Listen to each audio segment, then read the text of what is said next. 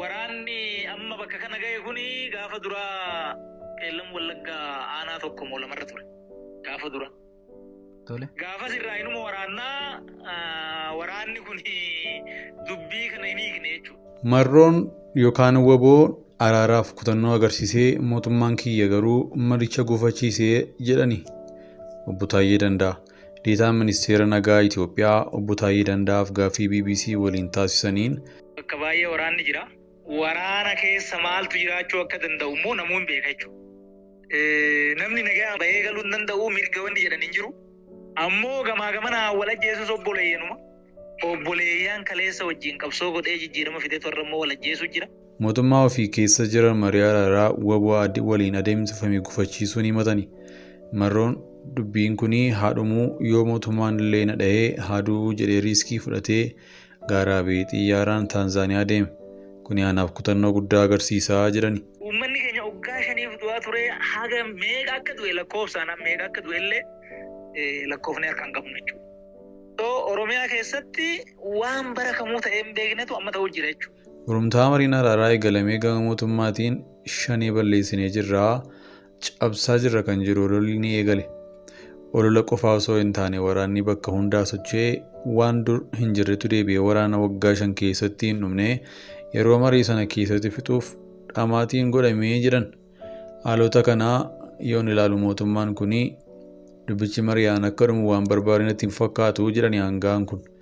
Mariin mootummaa fi waboo gidduu milkii malee erga xumurameen booda biiroon koominikeeshinii Oromiyaa qaamni nageenya didee dirqamee araaratti akka deebi'uuf tarkaanfiin fudhatamaa jira jechuun ibsa baasee ture.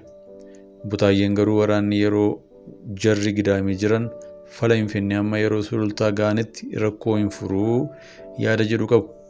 Kana malees muummeen ministeera Abiyyi Ahmad waliin marsaa 2 qaamaan wal arganii itti haasa'uu himan.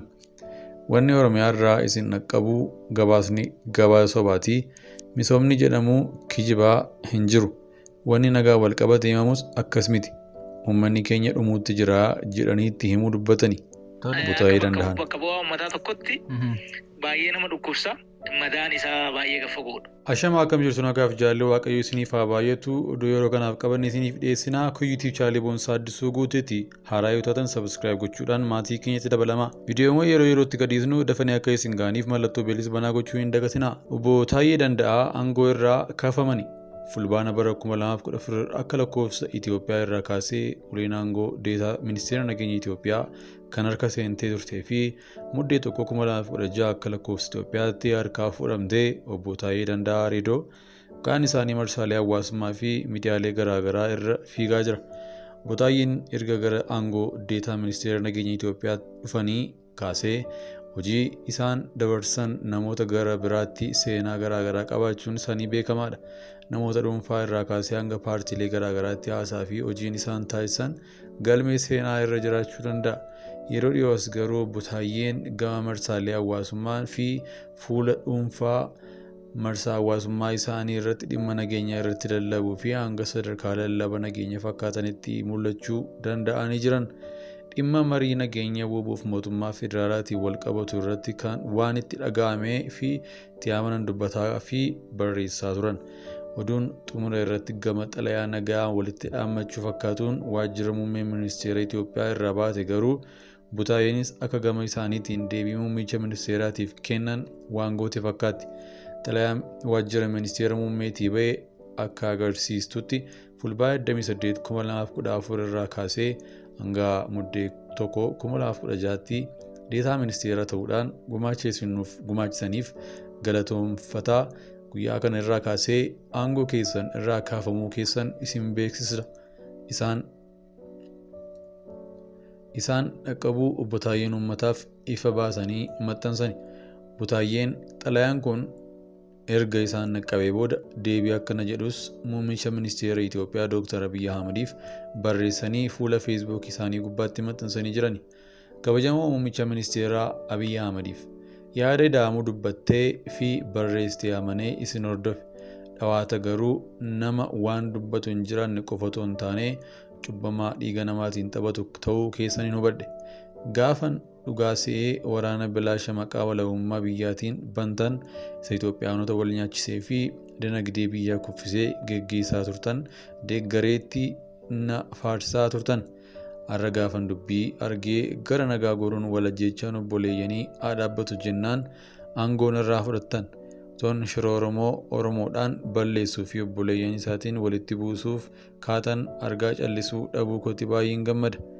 Turtii waliin qabaanneef galatoomaa hagan jirutti qabsoon nagaa fi obbolummaa uummataatiif godhuu itti fufa. Dhimma nageenyaa seerri nuuf kenne labsiin lakkoofsi 1263 muraa 2014 dhimmi nageenyaa himaammanni isaa maal isaa nu laallata jechuudha. Haa ta'u immoo namni hirmaate ministeera haqaati. Ministeera haqaa mariin nageenyaa hin laallata ka jedhu hin qabu. Maal jennaan yoo amma abbaan tokko waan irratti waliigale kana boru dide namni silaa dubbii kana seeran laalu ministeeruma haqaati. Ofii hidhattee marii nagaa gootee teechee deebitee immoo boru akkamitti ija seeratiin abbaa balleessee himachuu dandeenya. Hirmaannaa kana silaa nutu dhaquu qaba. Ministeera nageenyaatti nuyi kan Piriitooriyaas hin dhanne kan Daree Salaamis hin dhanne quban qabnu hin dhageenye kana eenyutu godhaa maaliif akka godhu hin beeknu jechuudha. Kun sirriidhas jennee immoo naman. Mariin kun marsaa lama taa'amee marsaa lamaanuu bu'aa hagas mara waliigaltee irra ga'amee hin jiru. Mariin kun akka waliigaltee irra hin geenyee fi maaltu sababa ta'e jettu isin rakkoon isaa maali jettanii ibsitu? Dubbiin kun bakka hin taane nun baasuu karaa nagaa fixannuu jedhamee erga daandiin jalqabame booda akka wanni kun gufatu ka godhe mootummaa dheeree namanaa jechuudha. Mootummaan keessa jiru kana. Sababni isaa immoo sababa lama. Tokkoffaa mootummaan an keessa jiru kun ani mataan kiyya jaallan keenya ka biraa wajjin rakkoo keessa jirraa teenyee mari'annee furmaata goona jedhee anuu namni wajjin jiru irra deddeebiin kadhannaan mariidhaaf banaa miti manni. Marii qajeeltoo irratti hundaa'e waan rakkoo hiiku ka dhugaa irratti hundaa'e waan akkanaa kana gochuun hin barbaadamu. Nama waliin dhahanii gogowwoomsaniituma darbuutu barbaadama. Tokko amala kana qabu mootummaan kiyya kun. Lammaffaa immoo namichi amma marroo waraana gaara jiru warra waboo hoogganu kuni qilleensa mootummaan to'atu keessatti bakka dubbiin kun haa dhumu yoo mootummaan illee na dhahe haa du'u jedhee riiskii fudhatetti gaara keessaa bahee xayyaaraan Taanzaaniyaa deema. Kun kutannoo agarsiisaa natti. Haa ta'u garuu bariituu mariin Taanzaaniyaatti eegalame jedhamee garana olola toofamuu eegale jechuudha. Shanee balleessinee jirraa, absaa jirraa ha jedhu ololli eegale. Ololli eegaluu qofa odoo hin ta'in waraanni bakka jiru hunda waan dur hin jirretu kanaa deebi'ee waraana waggaa 5 hin dhumin yeroo marii san keessatti fixuudhaaf dhamaatiin godhame jechuudha. Kuni gama tokkoon kana yoo laalu ani mootummaan dubbichi akka mariidhaan dhumu waan barbaade natti hin fakkaatu. Walajjecha obboleeyyanii ka duraan ta'eefis ka ergasii as ta'aa jiruufis wanni natti akeeku numa bira rakkoon jiraa jedhee namana jechuudha.